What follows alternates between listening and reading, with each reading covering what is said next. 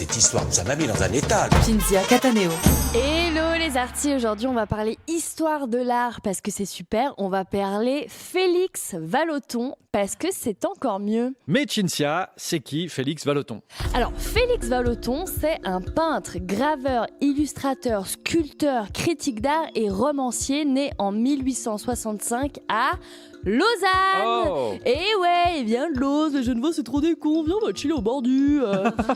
Voilà, Vallotton donc il est de Lausanne mais très vite il se barre à Paname où il va faire des xylographies. Des quoi? Des xylographies, donc c'est de la gravure sur bois. En gros, tu graves ton petit bout de bois, une fois que tu as fini ton dessin, tu fous de l'encre dessus, paf, tu le colles sur une feuille, voilà, c'est comme un tampon, après tu peux l'utiliser à l'infini, le coller sur le faire-part pour ton 3e divorce, le mariage de ton teckel, ce que tu veux.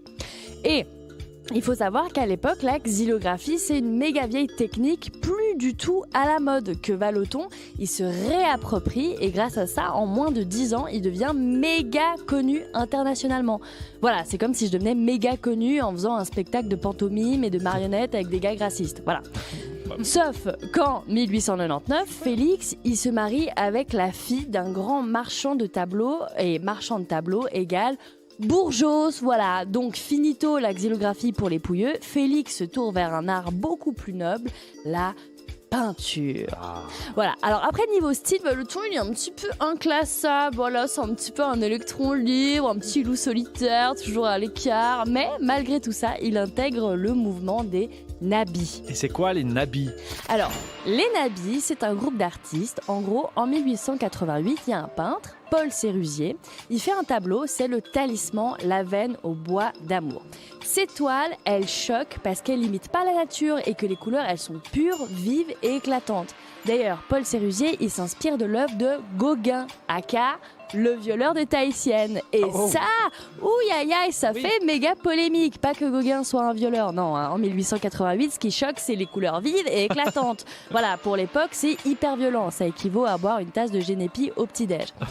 Donc, ça fait polémique, mais ça attire d'autres artistes et ensemble, ils vont faire un groupe, les nabis. Les nabis, par exemple, ce qu'ils font, c'est qu'ils appliquent les couleurs en surface plate. Voilà, il y a très très peu de perspectives. Leurs œuvres, comme les paroles de Tribal King, n'ont aucune profondeur. Donc, on ne sait plus très bien, voilà, qu'est-ce qui vient devant, qu'est-ce qui vient derrière. Hein, on se croirait en fin de soirée à Magalouf. En plus, c'est une, c'est une référence sexuelle, voilà. En plus, c'est une période où on découvre les estampes japonaises qui apportent une nouvelle esthétique. Hein, on s'éloigne de la réalité et on s'intéresse à un art plus spirituel et décoratif. Voilà, le but premier des nabis, embellir la vie. Voilà, c'est sans doute eux qui sont à l'origine de ces agendas. Une pensée positive par jour. Bref, Félix Vallotton, c'est des intérieurs. On a l'impression de déranger, tu sais. On est là genre, excusez-moi, il y a quelqu'un?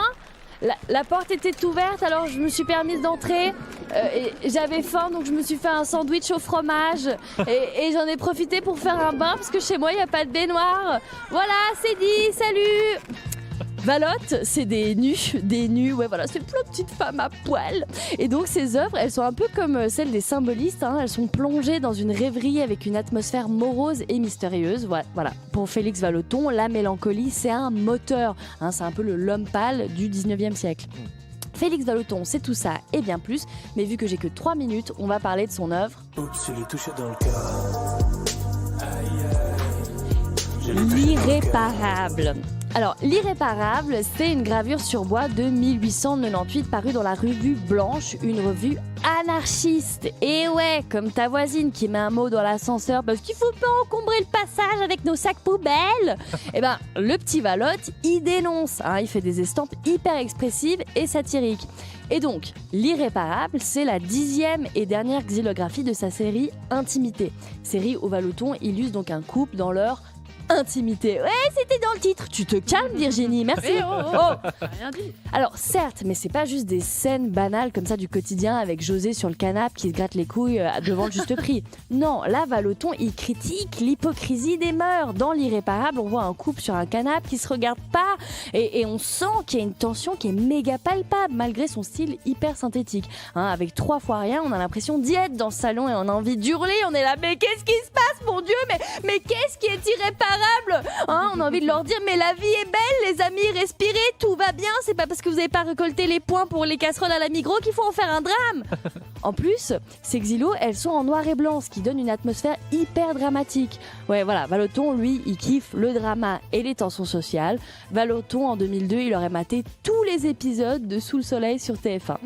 Bref, l'histoire de l'art, c'est super. Et maintenant qu'on sait qui est Félix Vallotton, c'est encore mieux.